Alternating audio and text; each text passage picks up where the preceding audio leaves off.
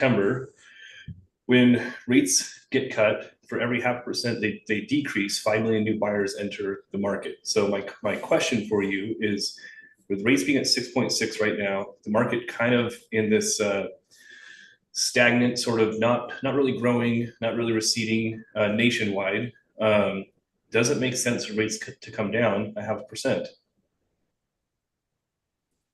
Why not? You have 5 million new buyers into the market, which pushes affordability higher potentially. Yeah, so we have a 0.5% rate drop, and that's what every buyer out there right now is waiting for. Is like, I'm waiting for rates to come down. Right? Okay, Patrick, I get it. But what happens if 0.5% drop? We go from 6.5 to 6, or 5.99 for what the posterity is going to look like. The banks are going to make it look sub 6. We go back to 5.99, which is the peak of 2022. Mm-hmm. And it's at when you guys were like, oh my God, rates are so high. And they were 5.99 for a weekend and then jumped to 6.5. But if we go back to 5.99, we may introduce an extra 5 million buyers into the marketplace. How many homes are currently for sale in the United States? Well, the people that were ready scrape off any remaining inventory. And then the people that weren't ready are submitting offers on anything that pops up $30,000 over asking with all their contingencies removed for 4 walls and a roof. Mm-hmm. Anybody else? What do you think? Rates come down, rates stay where they're at? Oh, I think they're going to do something in September. I think something's going to happen in September for sure. I don't think it's going to be 0.5% because I know the Fed is old and slow, but they're not going to land this Boeing on an island. If you slam the rates down, you are going to create a frenzy. And in that frenzy, the sellers have been on the market going, nah, I told you my price is getting high. Nah, shut the fuck up. Because what's going to happen is you're going to have the buyer frenzy going, you know what? Rates are down. I need to buy a house before they go back up. And then now you're going to get the 4, 5, 6 offers on the house that's been overpriced. And what's that going to do? The seller goes, well, the guy down next the street sold his house $40,000 more than this price. And we start COVID all over again. But isn't it, if we move down to just like 6.4, it would like significantly move the needle enough to like get movement? Maybe not to like create a total chaos. Sort of. There was this survey that I just read this morning. It was talking about affordability across markets, and Seattle being like one of the worst markets for affordability. And whoever wrote this, I'll find it. They estimated that even at a 0% interest rate in Seattle, it would still be considered an unaffordable market because 75% of the population could not afford to buy the median home price. So if you think about that, going from 6.6 to 6.4, I mean, it moves the needle in some areas, but nationwide, I don't know that makes a huge difference. I think the bigger issue to tackle is wages. Right. Look at Tucson market 5 years ago, 6 years ago now. Tucson used to be one of the most affordable places in the country to live. And that's measured based on your average sales price, or your median sales price, and the average income, your median income. Because if our average sales price is in correlation to our average income, we can show affordability. Now, what has happened in the last 6 years, not just in Tucson, but just about every community on Earth? What has happened to the average sales price? How much? By a show of fingers. A little bit, a lot of bit. A lot of bit. Lot of bit. Okay. Sam did it right. Like a lot of bit. We've seen 30, 40, 50% increases in valuation in 5 years. Let's go to income. What's happened to the median income in the last 5 years? It's risen, but not at the rate that houses have increased or prices have increased. Yeah. Yep. When you got a 40 to 50% increase in value in a home and an average sales price, then you have a 4 to 8% increase in income. You have a 40 to 52% or a 30 to 40% difference in cost. Plus, what else is more expensive? Everything. Yeah, it's an affordability issue. So rates can come down, which makes things more affordable. Yes, we're going to have some people that are lined up ready to buy that can buy right now that'll be in a better position if rates do come down more. Ultimately, you're not going to solve the problem of housing and the shortage of housing because two things are at play here. Like Sam said, we have a huge disparity between what people can pay and what people can afford. And secondly, do we not have a shortage? Who uses Chat GPT at a very high level or just Google?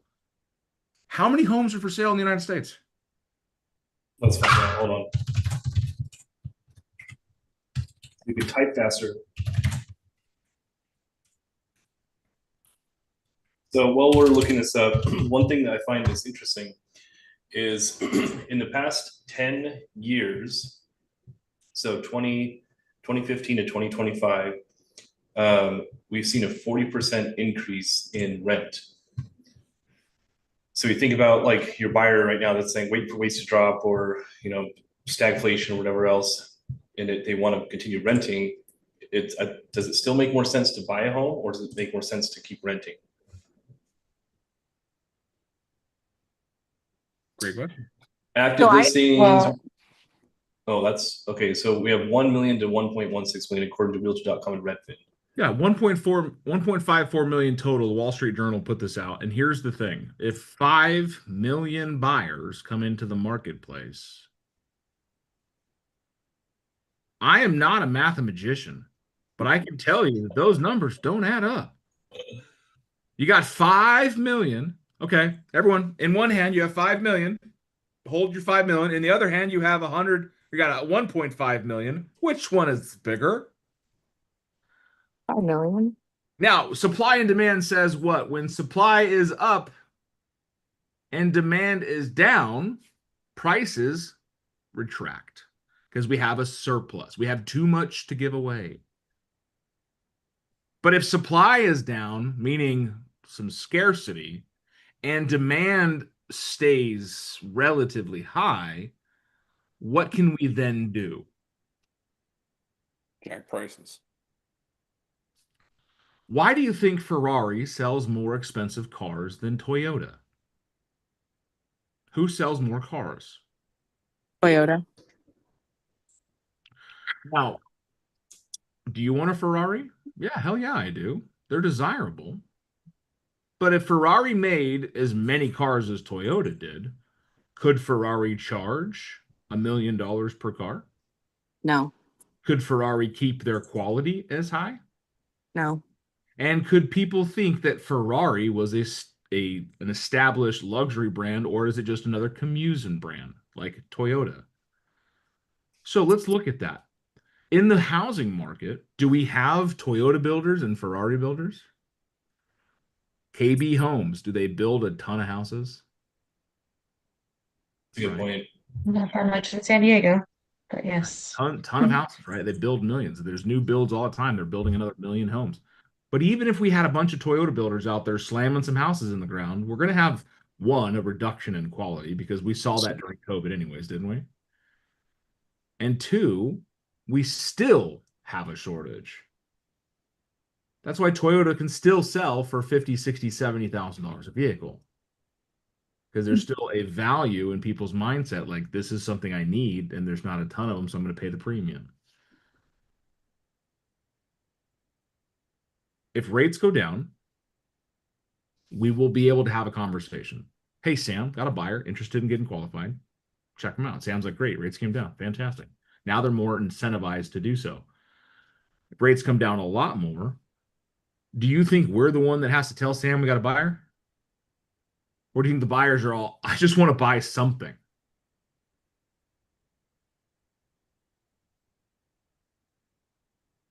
I heard an agent say the other day that rates coming down won't do anything.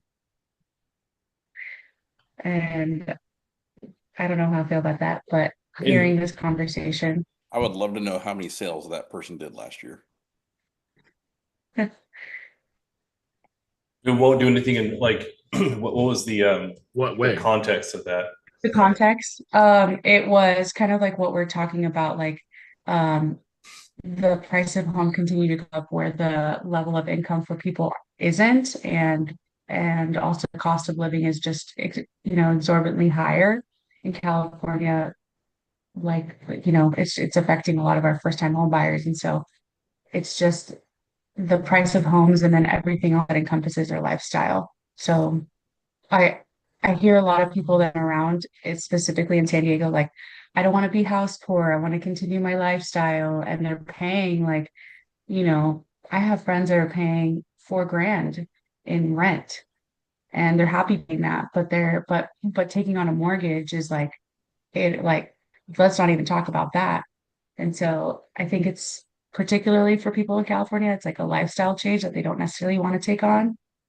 But then it's also just the cost of everything else. That's like the sticker shock is what is affecting them too.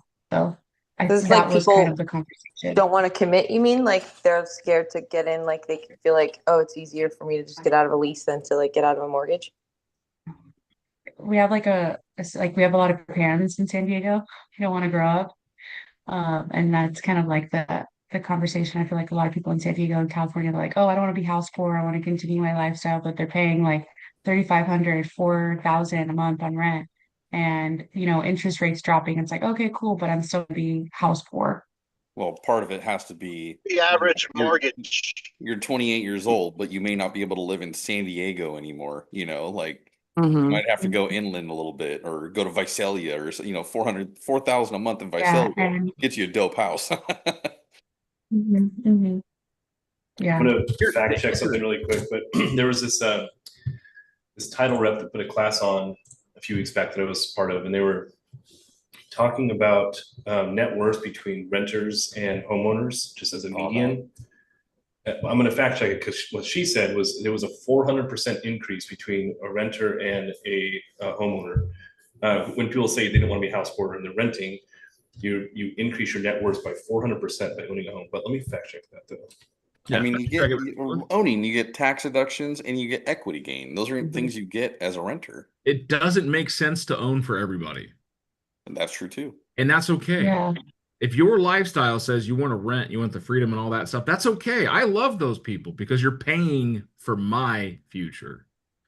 You're my investment. The issue we have here, the affordability side of things, is if taxes go up, that also increases the mortgage because we have the escrow. Now I have to pass that on to you as the renter, so I'm going to increase your rent. But if I can also rent my house out for $6,500 a month and you're only paying $4,000, I am not going to be as accommodating to your lifestyle.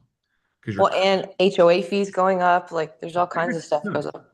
Because right now, I think the issue is a lot of sellers aren't selling because why would they sell their sub 4% rate, which is 56% of the market right now?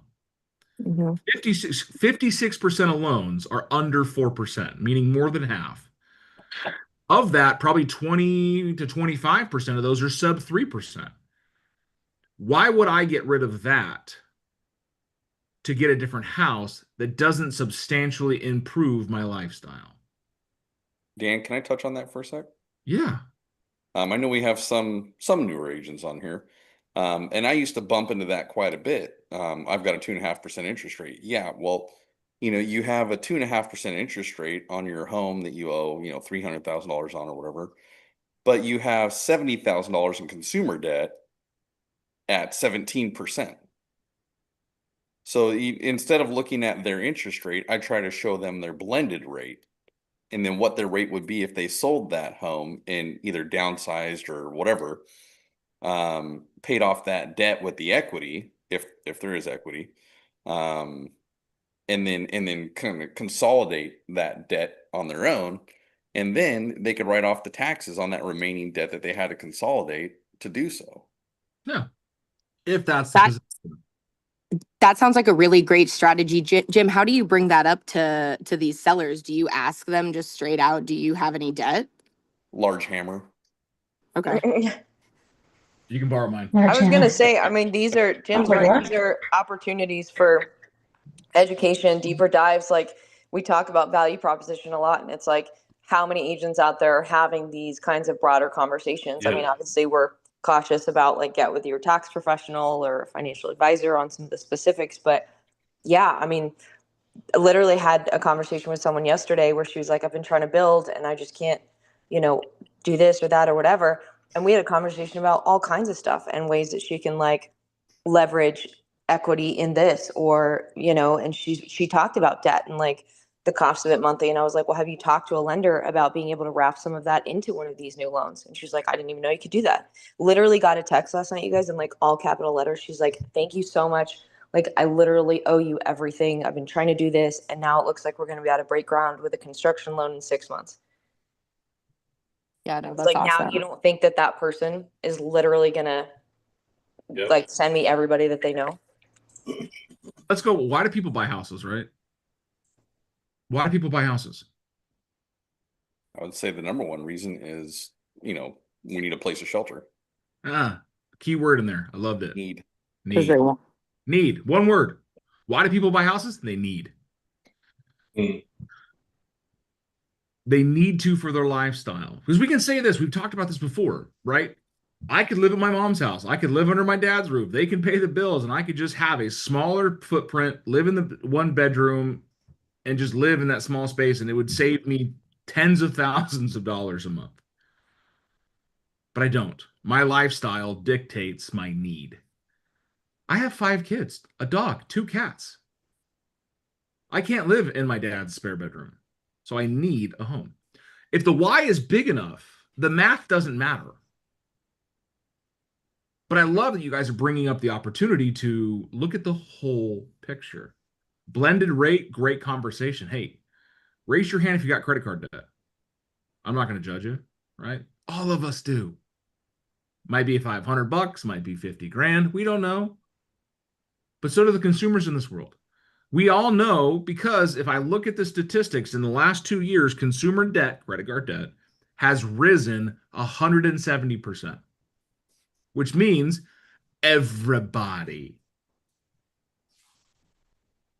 And if we can take that and say, listen, if you're thinking about buying a new home and you want to upgrade or you want to reduce and you're afraid to do so because of your rate, let's look at the whole picture. Do you have time to meet with my lending team? Here's Sam. I even saw a stat the other day, Dan, that student loan defaults are at the highest rates they've ever been. Mhm. I think Dan said something a minute ago that's super crucial. But if the why is big enough, the math doesn't matter. And the one thing I think that it's easy to forget, because we're inundated with data, and we have to understand, in a professional sense, we should have a pretty good scope on the data around us. But for consumers, the information age really quickly got absorbed by the misinformation age, and people are putting out content just for views and clicks and all that stuff. So the amount of misinformation that our clients are seeing is astronomically higher than it ever has been before. So the reason I bring that up, we're not selling houses, we're not selling mortgages, we're not selling rates or list prices or anything like that. We're selling trust. And if you can understand your client's why at a very intimate level, you can help them navigate through some of the noise. I think one of the biggest things that keeps people from buying or selling right now is this analysis paralysis, right? There's too much information for us to delineate and know like where true north is. And it's our job as professionals to help them find that. And we can't find that unless we really know what their why is. So that should be first and foremost before we dig into data and neighborhoods and listing and rates and all this other stuff. Understand what their motivation is. It all goes down to motivation, doesn't it?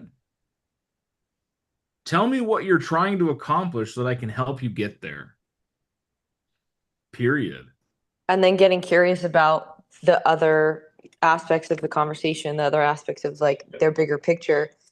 It's like All of the it. same thing happened, I think, 2 days ago. Had some buyers that were needing to like Come say hi. sell 2 houses, move into one. And we're talking just the whole thing, big picture, right? Talking about things. And their dad's going to move in with them. Like he's going to be living with them. And we're just sitting having a conversation. They already had a prequal. I was looking at it, all the financial breakdown. And then I was like, wasn't he prior service military? And they were like, yeah. And I was like, okay, so have we explored the VA loan option? Like, didn't even think about it, didn't even know it was a thing. Literally now have a brand new prequal in hand with VA, significantly less money down, still wrapping in debt. I mean, just like two people this week, they're just like, holy cow, mind blown, didn't even know this was a thing. Game changer. Yeah, Good for you. That's awesome. and that's why I think having partners like Sam and there are the lending experts that we've been around, you want to have someone that's willing to find a solution, not just, nope, doesn't fit the mold. Sorry, have a nice day. Because you can, like Christina, wrap in the debt, ask questions, I love that word, girl. I love it to death. You know it. Curious. Out of curiosity, you should research, ask questions, dive deeper, get nosy, because you're going to uncover something that becomes a real estate pearl. And you can follow that chain and be like, hey, based on this information, blah, blah, blah, blah, blah. But if you just go off of somebody's, well, I haven't been in my job that long, I don't have good credit. Well, you know what? Hey, whenever it gets better, give me a call. No, get curious. What makes you say that? If I could show you some things, would it be worth having a conversation with one of my trusted professionals? Here's Sam. Sam. So great conversation. Caitlin asked a good question too. She said, she asked me, how do you get them to open up with that information? And I jokingly said a hammer, but realistically, it's through that curiosity, right? Their credit card debt isn't a conversation I have with somebody that I meet at a coffee shop, right? It's significant touches or whatever, building the trust, building the rapport, but also being curious. And then one way to get people to open up too, if you're having trouble being curious, is tell a story. Hey, Caitlin, is it all right if I share with you a story that I have with a client that's kind of in a similar situation? Hmm. And then, of course, well, yeah, of course. Yeah, go ahead. People like to be like other people. So you tell them stories that correlate. Hey, you know what? This sounds similar to something that my client did, and this is how I solved it, and this is what they did. And they're like, oh, I want to be that person too. I was going to say, it ties just directly back to what we were talking about yesterday.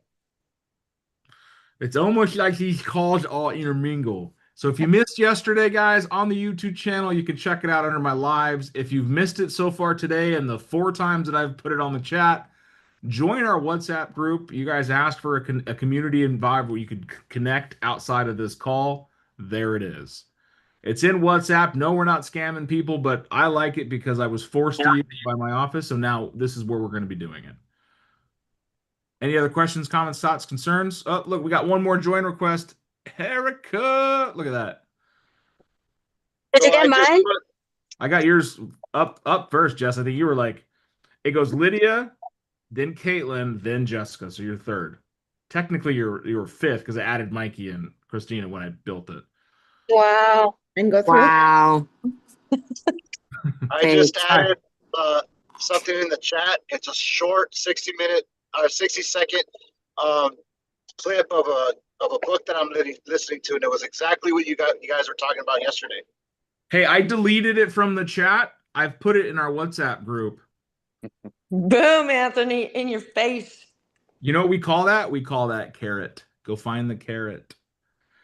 All right. I know that WhatsApp may not work for all of you. You're more than welcome. This is not a real estate community. This is the Rise and Thrive community. This is for your guys' daily development. If you want to invite someone to it, you're more than welcome to do so. Just like everything, the more we put into this morning call, the better we are for each other. We grow as a group. Sam, thank you for your awesome, support and partnership in life, guys. Is Sam in the WhatsApp? Oh yeah. Sure am. Okay. With my modeling picture. Oh, that's right. I forgot. How could I have forgotten your modeling photo? Yeah, I was like, and if you guys don't follow Sam on social media, he had a post the other day. He was walking from his boat that was sandbarred from crabbing, and the amount of thirsty women in his chat Oh my goodness. I know. was just comical. I want to see. What's your Instagram? Go for It was on TikTok, I think. On TikTok, yeah, it was TikTok. Oh, the funny moms because on TikTok go crazy. Girls are like, "Are you I don't have single?" TikTok. That's all. Nope. Not today, Satan. Not today. Satan. All right, guys. Thank you so much for being a part of my morning. Your challenge for this weekend is to go find somebody's life to change for the better, and let's, get them under contract. So I've added a whole bunch of you to the Rise and Thrive group this morning. We'll continue talking about the group there so you guys can utilize it. throw some wins in there over the weekend. Ping each other. Encourage one another. I love the community. I love the connection. I love the growth. Let's go have ourselves a fantastic weekend. Until then, Sam, thank you for everything. If you don't have Sam's phone number, he'll be adding it to the WhatsApp group here in a second. So make sure you guys have that connection and all of your financing needs, even if it's a random ass question about investing, financing, what are my options? Use the professionals. And I trust him because the dude knows what he's doing.